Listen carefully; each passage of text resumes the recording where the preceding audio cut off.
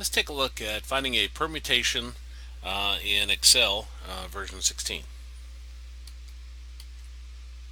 Specifically, we're going to find this one. Out of 10, we're going to pick 2, and it's permutation. So I'm going to click the insert function here, and I want to go to statistical. I'm looking for a permut.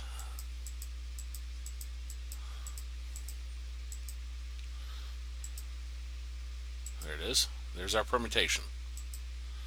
Now it's going to ask us for how many, and we said, what did we say? Out of 10, pick 2. So I'll put 10, and number chosen is 2. And then I'll click OK, and that gives us 90.